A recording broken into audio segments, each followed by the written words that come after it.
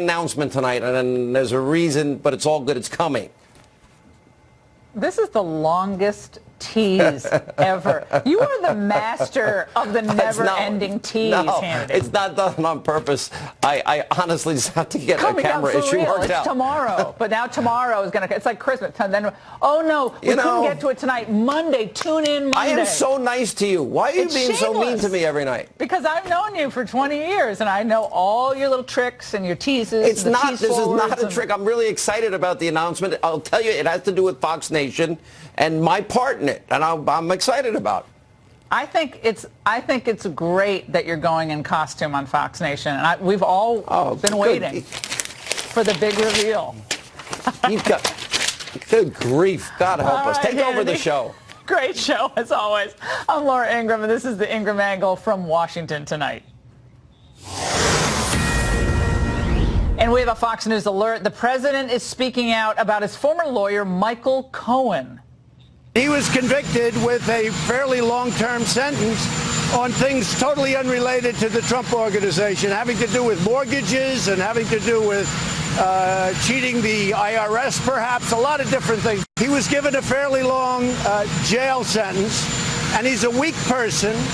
And by being weak, unlike other people that you watch, he's a weak person, and what he's trying to do is get a reduced sentence. So he's lying about a project that everybody knew about. I just hate the fact that he has to shout over that Marine One, the big blade up there, like screaming over that.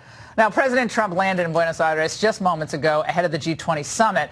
We're going to have a live report on the ground with the latest reaction from the White House on all of the Michael Cohen news. And also ahead, the liberal media slamming the president over supposed anti-Semitic ties. But what about the real anti-Israel hate coming from the left? You will not want to miss my angle later on tonight. Plus, an admitted MS-13 gang member caught trying to sneak into the country with the caravan. Oh, what a shock. And new details about the dangerous diseases that migrants are bringing with them. The experts will weigh in. But first, the top story tonight, a liar caught lying. Today, President Trump's former lawyer, Michael Cohen, pled guilty to special counsel Bob Mueller's team, admitting he lied to Congress about his involvement in efforts to build the Trump Tower complex in Moscow. Now, he claims his original story to the Senate Intel Committee that those efforts ended in January 2016 wasn't true, and that they extended into even June of 2016. Now, given Cohen's history of mistruths, let's put it that way, the question is, was he lying to Congress then, or is he lying to Mueller now? But some have already made up their minds. And I know that no, this is not the first guilty plea for Cohen, but this is the difference. This is the first plea deal with Mueller's prosecutors. We've been asking a lot of questions about whether or not the special counsel would believe Michael Cohen, whether or not he would have any credibility with the special counsel. Well, clearly now we know he does. I actually believe that Michael Cohen only lied in the service of Donald Trump. I think that otherwise in his life he was a fairly upfront guy, pretty reputable. Now, putting Cohen's credibility aside, there is the other issue. What transgressions have been proven to be committed by the president at all? And what does the White House think of all of this? For answers, we go live to Fox News Chief White House correspondent John Roberts. John, did you just fly in as well? Did you just land? Because you look so fresh, like as a daisy. Look at you. You look great. No, we landed about 12 hours ago after an overnight flight, so whatever sleep we got on the plane is whatever sleep we've had. But, you know, we're in Buenos Aires, we're in Argentina, and everybody's feeling good here. I'll tell you one thing that we do know about this whole Michael Cohen plea deal is that it did not catch the president by surprise, Laura, unlike the rest of the world that was taken by surprise, because the president was informed of the pending guilty plea last night by one of his outside counsels, Jane Raskin. She was told about it by the Department of Justice last evening. She immediately telephoned the president to talk about it. She also told Rudy Giuliani, who talked with the president last night. Giuliani talked with him again this morning. So by the time that the president came out of the White House to go to that noisy helicopter that you alluded to this morning, he'd had plenty of time to digest the Cohen guilty plea and prepare to answer questions about the Trump Tower project in Moscow. Listen here. I decided ultimately not to do it there would have been nothing wrong if I did do it. If I did do it, there would have been nothing wrong. That was my business. So he's lying very simply to get a reduced sentence, okay? We also found out today that the president did answer a question that Robert Mueller had about the Trump Tower Moscow project, what the president knew about it, who else he talked to about it. Fox News is told that the president did not put a date on when communications regarding the project ended for the simple reason that Mueller didn't ask him about it. The president's outside legal team said that there was no evidence of wrongdoing by the president. They also took aim at the special counsel for the timing of the announcement of the Cohen guilty plea. Rudy Giuliani saying, quote, documents the special counsel's office is using to show that Cohen lied to Congress were voluntarily disclosed by the Trump organization. It is hardly coincidental that the special counsel once again files a charge just as the president is leaving for a meeting with world leaders. You might remember that he indicted 11 Russians on conspiracy to try to throw the election just before the president went to meet with Putin, who you see there in Helsinki. BuzzFeed tonight also has an interesting story that the plan with Trump Tower was for Putin to be given a $50 million penthouse in Trump Tower Moscow as an enticement to sell the other apartments to Russian oligarchs. Kind of this idea of come live where Vladimir Putin lives. Well, I contacted a source close to the president who has spoken with him about that article. The president thinks that the story is nuts, that it would be a stupid idea to sell, or to give, rather, a $50 million penthouse apartment to Vladimir Putin, and that the president never heard about that idea. Also, Laura, little secret here. You alluded to the helicopter. That is the sound of the auxiliary power unit, which the White House could ask the military to turn off, but it also serves as a convenient foil for the president, who says, I can't hear the question. There's a noisy helicopter behind me. I remember when President Reagan, we were on the lawn watching him leave, and he would just remember go, that, yeah. ah, and he would wave. Remember, it was always the wave off. And it was just that twinkle in his eye. That was usually when Sam Donaldson asked a question. Reagan would go, what? Oh, yeah, I can't hear you. Water's running. Blades moving. John, do you think at this point much of what we're hearing from the Mueller team is all that surprising to the Trump legal team? I mean, people forget they've been dealing with these issues for months and months and months. They've been going round and round with Mueller on all these questions. And don't forget that the president's legal team had a joint defense agreement with Michael Cohen's team before he entered the first guilty plea deal. And that was canceled. They also have a joint defense agreement with Paul Manafort that still is in existence to this day. So they're getting information about what Mueller has been asking Michael Cohen, what they've been asking Manafort. They're also getting some information about what Mueller has been asking Jerome Corsi. So I don't think any of this is surprising to them. But I think that perhaps this second guilty plea might have been a little bit of a surprise yesterday when it was relayed to Jane Raskin by the Department of Justice, but the president was fully prepared for it this morning when it came out. A lot of people thought that he was blindsided. He was not, in fact. Didn't seem fazed at all by it this morning. John, thanks so much. Great reporting tonight. Get some sleep. Now, what shouldn't be lost on you is, in any of the viewers, is that the special counsel's original mandate was to find out what Russia did to influence the 2016 election. Now, to date, there's still been no evidence presented by the Mueller team that any criminal collusion occurred between Trump folks and the Russian government.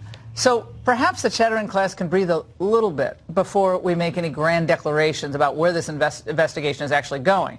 But for more insight, we put together a super panel of experts who are going to provide you with all the answers you need to know. Saul Weisenberg, former deputy independent counsel during the Whitewater investigation. James Trustees, former DOJ attorney in the criminal division. And here with me in studio, House Intel member Michael Turner and John Solomon, investigative reporter and opinion contributor of The Hill. Let's start with you, Congressman. Where we are right now seems like leaps and bounds beyond what we were led to believe when this entire thing kicked off, when Jeff Sessions recuses, Rosenstein steps in, seems to have a real meltdown, decides, got to appoint a special counsel, and here we are all this time later with like a 72-year-old guy, looks like he might, get charged with something, old Roger Stone kicking around, and now we have this deal with Michael Cohen. Well, you have an excellent point about what the original mandate was of the special counsel. And when the news first broke, it looked like it was an exciting story about Michael Cohen and being coming forward with a guilty plea about lying. But upon further investigation, what's really notable here is that in the written statement that he actually gave to the Senate, he made a statement that he was not involved in collusion with Russia, the Russian Federation, or involved in any way in any hacking. That is not a statement that he pled guilty to today, or that the Mueller team or special counsel alleged was false. So here you have a statement that actually relates to the mandate of the investigation that's not the subject matter of an alleged lie at this point. And you have the investigation and the marching in of the guilty plea over a failed real estate deal. Not the same thing, not what we're looking for. If the special counsel had information that this was a false statement from Michael Cohen, you would have expected that it would have been part of the guilty plea today. Saul, the false statement, 18 U.S.C. 1001, it's a classic go-to charge in these types of cases. You don't lie, don't tell lies to a prosecutor. You get in big trouble when you do. But it's also a tool, the cynics would say. People don't want to be in jail for the next 60 years, and you get your sentence reduced if you, well, maybe, I guess I wasn't completely forthcoming on that. How do you see this Michael Cohen announcement today fitting into this overall narrative?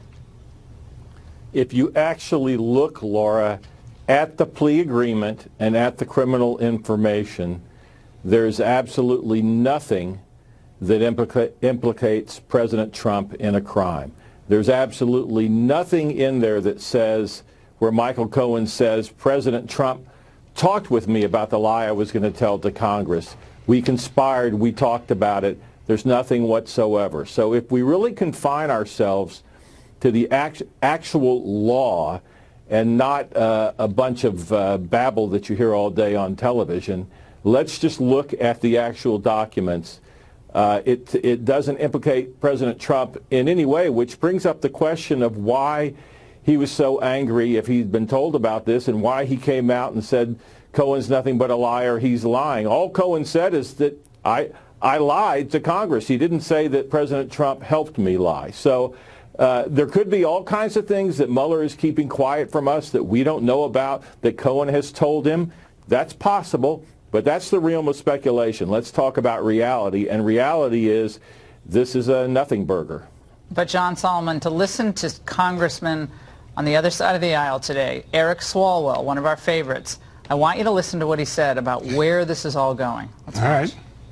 I believe they are obstructing the collusion. And again, this is where Donald Trump will say, oh, they're just trying, to bring him up on lies. Well, only guilty people lie. And what they are trying to protect is that the president, his family, his businesses, and his campaigns sought dirt on Hillary Clinton from the Russians and sought to do a big deal in Moscow at the time of the campaign. And when they were confronted about it, they lied. Where I come from, that's collusion. John. I don't know where it comes from, but it is in collusion. Let's take a look at what happened today. The president's attorney admitted to lying about a business deal that would have been perfectly legal, maybe stupid, but perfectly legal if it went through. He doesn't implicate the president at all. And I think more importantly, people are missing the significance of why this happened today.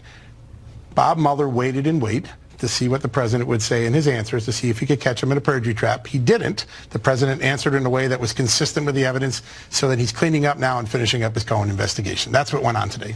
Now, James, how would you, as a prosecutor in the criminal division, treat a witness like Cohen, who's obviously, he was trading on the president's name. He strikes me as somebody who loved being close to power, and he knew Trump, obviously. Helped him, as the president said, what a big favor years ago. But how do you treat him given his admitted slipperiness with the truth and the facts? Right. Well, look, you have to go into it knowing that you're kind of engaging in snake wrestling. And as much as a private attorney, as a defense attorney, I would relish the idea of cross-examining this guy. I mean, he's a lawyer who betrayed his client, who said he'd take a bullet, didn't mean that. Has now admitted criminal culpability that is his own culpability, and now he's trying to get a break from the judge. So there's a million very stock great things you can cross-examine on. But I have to say, some of the prosecutors on that team know their way around the courthouse. Greg Andres would put mobsters on the stand who had a lot of baggage too. So they're not blind to the fact that this guy is kind of a horrible character and not instantly likable by many outside his family. And James, so they have he has tapes, right? We've forgotten that he has tape recordings. He has tape recordings, apparently. Well, that's the thing. If we don't know what they have. If he has either documents We don't. But if he has emails, documents, some powerful corroboration, you might actually be able to overcome all of the initial dislike and more importantly, disbelief of Michael Cohen that you're going to have as a juror. Yeah, but we won't play, but even that you have Jake Tapper today saying, I don't see any, where's the collusion with the president? I mean, this is all interesting. But again, we don't know completely what they have. We don't know yet. Congressman, I want to talk for a moment about what happened today with Comey, because he didn't like this idea of coming in and talking to you guys in closed session. He sent out a tweet, today my legal team filed court papers to try to get transparency from House Republicans. Let the American people watch. So then he can get that. What did he say, nauseated? He was nauseous. It makes me nauseous. So that made me nauseous to see, but because you guys are the ones who have a problem with transparency. That's rich coming from Comey. Right. This is not about transparency. This is about stall tactics and stall tactics only. Jerry Nadler, the incoming Democratic chairman of the committee, said, according to Bloomberg today, that this is about trying to punt this over so that perhaps the subpoena can be averted. The reality is that Comey is free in the public to say whatever statement that he wants to make, he doesn't get to choose under which forum Congress calls him forward. So what's going to happen next? I mean, hopefully the court process will work quickly. Fast. You guys got what? 5 minutes left in the majority. There will not be an impediment to this going forward. A subpoena from Congress should be a subpoena that stands, and he should come forward and testify. Saul, incoming House Judiciary Chair Nadler said the following today: anyone who still believes that this is a witch hunt must now face the reality that the investigation appears to be closing in on the president. Saul, given what we know now, what about that statement?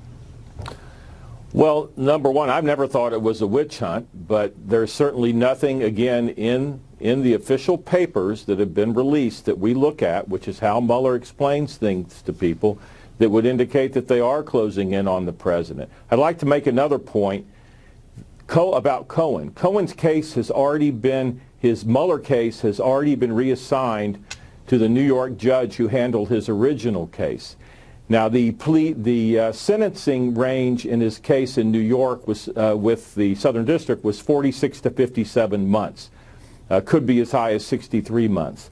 By consolidating these for sentencing, he has the potential to actually get probation, because Mueller's giving him a 5K1 for cooperation, which is a very significant thing.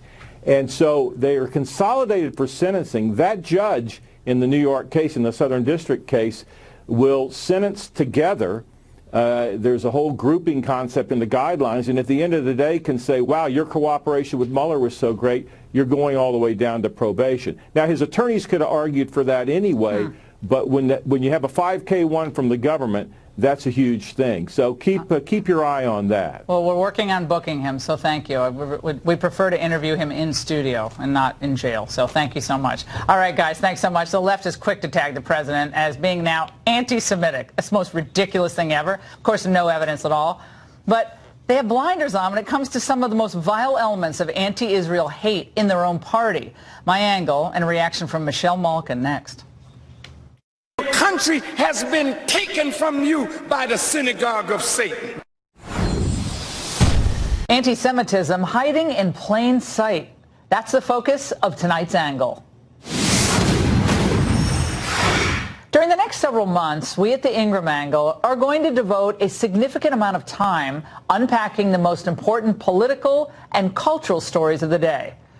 Our aim is that these investigations help you better understand the people and facts behind critical challenges facing you, your family, and our country. Tonight we examine the pernicious influence in American politics of this woman, Linda Sarsour, a woman described by the New York Times very affectionately as a homegirl in a hijab. I am a Palestinian Muslim American activist born and raised in Brooklyn, and every Islamophobe's worst nightmare.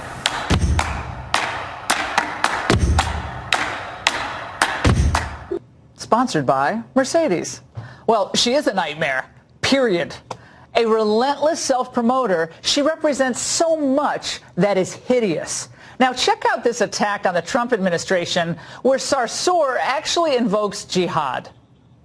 I hope that when we stand up to those who oppress our communities, that Allah accepts from us that as a form of jihad, that we are struggling against tyrants and rulers, not only of store on the other side of the world, but here in these United States of America where you have fascists and white supremacists and Islamophobes reigning in the White House.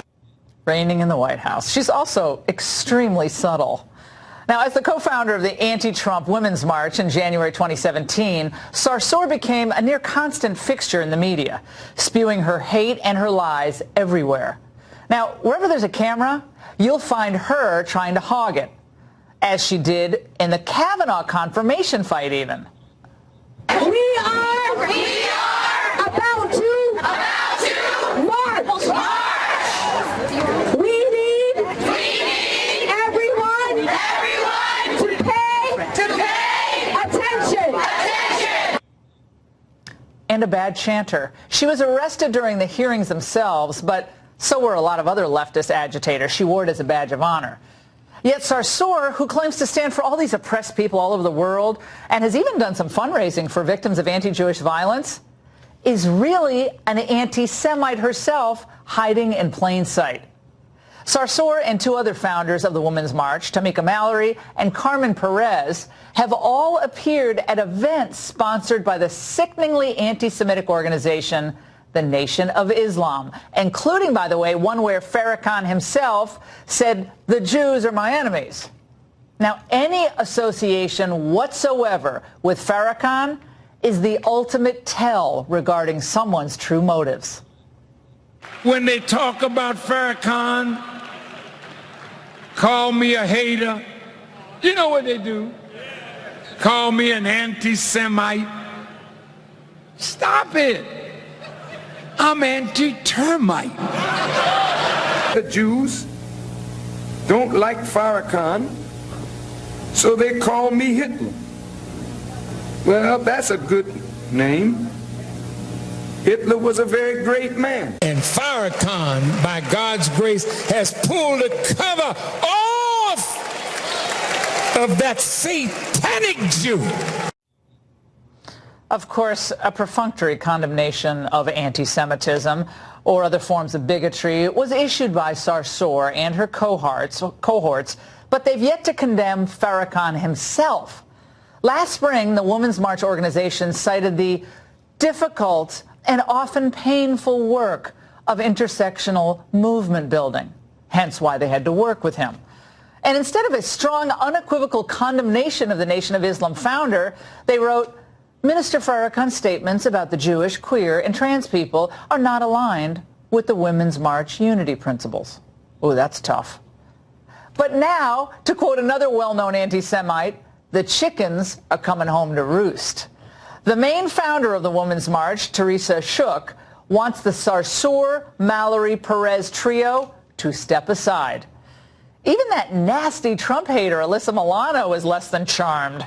She's threatening to boycott the next Women's March coming up in just a couple months unless Sarsour and company leave the organization.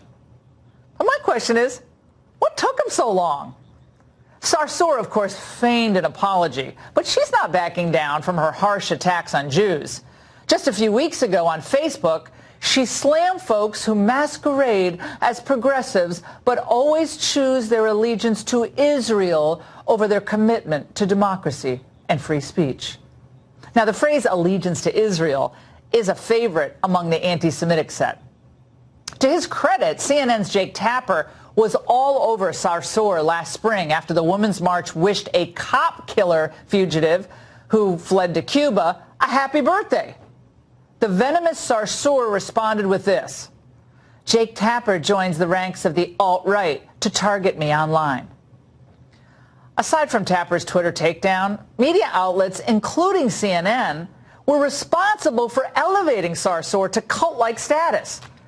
So desperate to smash all things Trump, the left was only too happy to offer this incendiary figure a platform to organize. We're coming back out and we're announcing today to the American people to join us around the country and in Washington, D.C. on January 19, 2019. We are outraged that we are talking about and putting victims on trial and talking about Dr. Ford in the way in which she was treated at that hearing. Unreal. But today, some good news. CNN dumped contributor Mark Lamont Hill after he delivered a speech at the UN that seemed to call for wiping the state of Israel off the map. Lamont Hill's association with the network was especially ironic given the network's new series at CNN about the rise of anti-Semitism here and abroad. Sarsour owes her public profile to a press that has gone out of its way to cover for her rather than actually cover her true motives and allegiances. They made excuses for Sarsour because she's a woman, she's Muslim, and she's a harsh critic of the president. Now they're paying the price with further erosion in their own credibility. And that's the angle. Joining me now with reaction, conservative commentator Michelle Malkin and Code Pink's national co-director Ariel Gold. All right, Ariel, now you say that Linda Sarsour is an ally of the Jewish people. Then why would Jewish Americans like Jonathan Greenblatt, he's the head of the Anti-Defamation League, have a real problem with their statements? It's so disgraceful that Jonathan Greenblatt is spending his time going after people who are our real allies. After the attack on Jewish cemeteries, Linda Sarsour raised over $100,000. After the Pittsburgh massacre, she raised over $200,000. Why are people trying to drive wedges between Muslim and Jewish partnership? We have no greater ally in the Jewish community in this time where anti-Semitism is dangerously on the rise than Linda Sarsour. So the Anti-Defamation League doesn't know what anti-Semitism is? The Anti-Defamation League is completely out of line in this case, and they are on the wrong track. They're on a witch hunt against Linda Sarsour for being a strong Palestinian Muslim woman, rather than dealing with the fact that we have white nationalism in the Senate, in the House, and in the White House. We have, wait a second, we have white nationalism in the Senate? White nationalism is on the rise. Name three white nationalist senators. What about Sean King?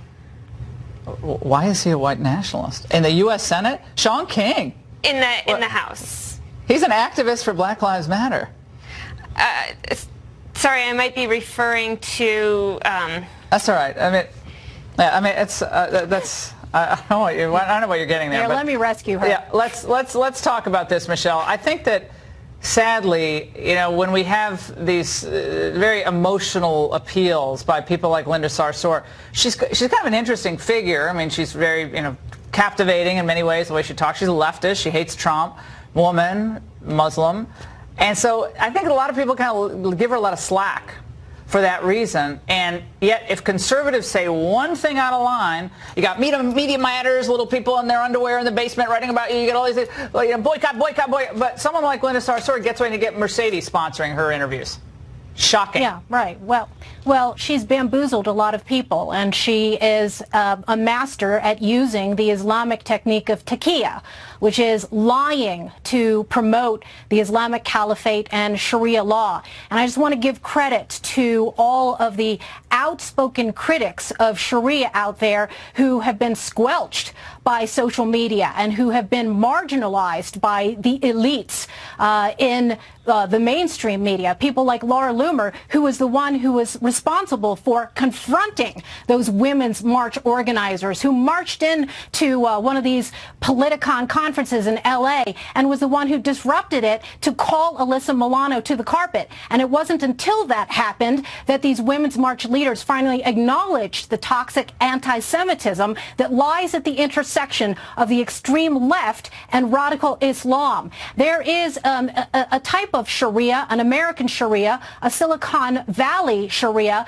that seeks to silence those voices. And I think that Ariel Gold in particular has a lot of gall talking about repairing relationships with people when Ariel Gold and Code Pink itself have been so much responsible for the kind of toxic anti-Semitism and hatred of Israel that we're seeing. In fact, Ariel Gold has uttered the same phrase that Mark Lamont Hill got fired for, from the river to the sea, which is not just a dog whistle. It is a blatant call. It is the most famous call for the extermination of the state of Israel. So first of all, I meant to say Steve King in the House, who's supporting supports white nationalists.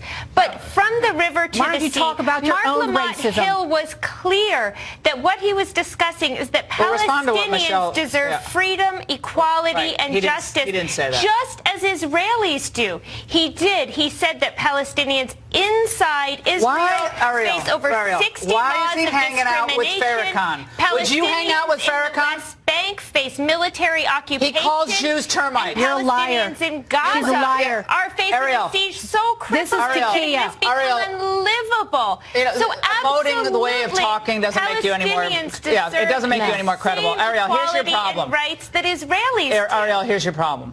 You got an avowed, I'm sorry, an avowed anti-Semite in Farrakhan. Do you disagree with that? I have no support, no love for Farrakhan. Okay, so why is the head of the Women's March posing with him, and why are the trio of fools at the Women's March showing up at his Nation of Islam conferences? Why?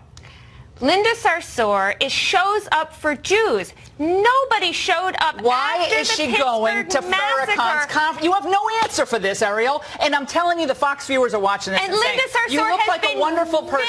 very, very clear if Donald Trump that she showed up does at his not support conference, you'd be going Farrakhan's crazy on him. Then don't go to his conference. Hatred, anti-LGBTQ hatred, and anti-Semitism. He wants to wipe Israel off the face of the map, and you got these people standing side by side with him. That is shameful. The man he's an old guy now, but he is a shameful anti-Semite. He's been that his whole life, and he ridicules all these groups that you're in favor of. He goes after the LGBT community. He ridicules women. Farrakhan doesn't. I want to go back to Michelle because I'm very the rise of anti-Semitism. Alan Dershowitz talked about this today, Michelle, on my radio show, specifically CNN. What's that? Okay, we don't have time to go to, unfortunately, but guys, I'm sorry. We could do this for an hour, and both of you are great guests. I didn't mean to get too hot on this, but you're both great guests to come on. It's a very important topic. Coming up, what is lurking inside the caravan at our southern border? You're going to want to hear what Homeland Security and our own reporters just found out. Next. Si dejamos que se nos acumule la basura, nos vamos a infectar pues más de lo que estamos, porque hay muchos que estamos infectados con tos, gripe y todo eso. Si dejamos todo eso, nos va a ir acumulando la basura y después va a ser un riesgo para los niños y para todos nosotros que estamos aquí. A Honduran migrant raising red flags about the very caravan that he's part of. This is the Tijuana Health Department, and they're telling Fox News exclusively that more than a third, that's nearly 2,300 of the migrants who've set up camp in the border town, are being treated for health issues ranging from respiratory infections to TB, and a few even with HIV. Joining me now is Dr. Jane Orient, Executive Director of the Association of American Physicians and Surgeons. Dr. Orient, now, you say that despite claims to the contrary, the medical screenings are not even close to being sufficient here. Explain. Oh, I think that they're not, and I think that one of the most serious problems is tuberculosis. Almost all of the tuberculosis that we have in the U.S. now occurs in foreign-born citizens, and the threat of this multiple drug-resistant TB, or even extremely drug-resistant TB, is very great. And one doesn't, there's not really a simple way of ruling this out. We really need to do chest x-rays. And even if a person has latent TB now, it can break down and become active at any point. And this can be transmitted on the bus. It can be transmitted very easily, and it can be extremely difficult to control. Yeah, well, and who ends up picking up the bill here? The American taxpayers. And I got an email today from a very dear friend of mine who said that one of his relatives is a public school teacher in the Washington, D.C. area. And she says kids are showing up every day in class with no proof of birth, no proof of shots, immunization, or anything. And they're coming in with all sorts of maladies. And each time one of them sneezes, half the class goes sick for a week. I mean, that might be a slight exaggeration, but I've heard this from time and again, Dr. Orient, from teachers who are reporting that the kids, and again, it's not the kids' fault, your heart breaks for them, but the kids are coming in with either diseases or serious respiratory infections that are horrifically contagious. And I mean, this has just got to change. It's not fair to the American people. It's not fair to the Tijuana folks either. What's your one suggestion that has to be implemented for this all to stop? Well, I think that we need to go back to the policies we had when we had immigration, great waves of immigration from Europe, where people went to Ellis Island. They were quarantined for a time to make sure they weren't incubating a serious disease, and they had medical examinations, and they had a good medical history and testing for things that could be a threat. Otherwise, we can have diseases spread throughout the country that could be killing our children, as possibly that outbreak of respiratory diseases did in 2014, perhaps not coincidentally when we were resettling Central American children. Executive Director of the Northern Virginia Regional Gang Task Force. Jay, you're part of a task force here in Northern Virginia that deals with this issue, gang activity. Does any of this surprise you? Not a bit. Gang members are continuously trying to cross the border.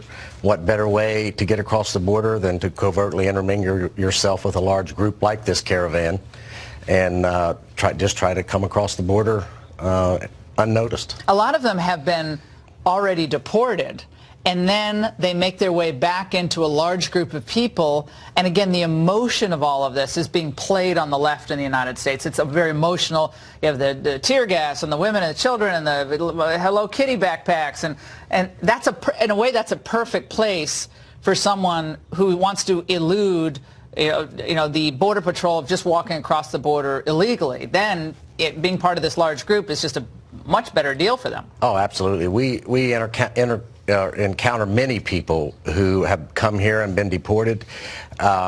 So I find it very short-sighted and naive by individuals to think that there are not gang members intermingled in with this caravan.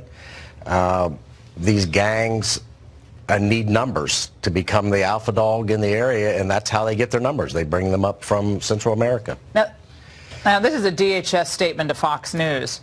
As President Trump and Secretary Nielsen warned, over the last few weeks we've identified over 600 known criminals and gang members in the caravan. And we're now predictably seeing members of the caravan, including criminals, show up at the border claiming asylum. These threats are not only going to increase in light of illegitimate judicial injunctions and loopholes created by Congress. In the end, Congress has got to do something about this. Absolutely. I mean, anyone who comes across the border has to be vetted. They have to be thoroughly vetted for their background to see if they are a criminal or they're in gangs. And a lot of them are going to come across the border undiscovered because records don't exist. You can't vet someone when you have no records or background on them. So if Congress doesn't come up with a way to stop these individuals coming across the border, then we're going to continue to have gang members in our community. And to me, one gang member who comes here wanting to commit murder and violence is one gang member too many. Now, people think gangs, they're in places like Chicago or maybe Baltimore or maybe some really bad areas in L.A., but that's not the case with MS-13. No. In fact, if you look at the Northern Virginia area, this is the largest El Salvadorian population in the United States. So where does MS-13 come from? El Salvador. So we have a very large population of them here. Apparently some of the MS-13ers are now coming from Honduras as well. They brought the countries together in gang activity. Absolutely, all of Central America. All right, thank you so much for the insights. And coming up, Trump touching down in Buenos Aires just a few moments ago, ahead of tomorrow's G20 summit. A high-stakes meeting with China's President Xi is still on the books, but Trump is canceling his meeting with Putin, a former CIA Moscow station chief, and the man who has the president's ear on China are here to tell you how this might play out. I think we're very close to doing something with China, but I don't know that I want to do it, because what we have right now is billions and billions of dollars coming into the United States in the form of tariffs or taxes. So I really don't know.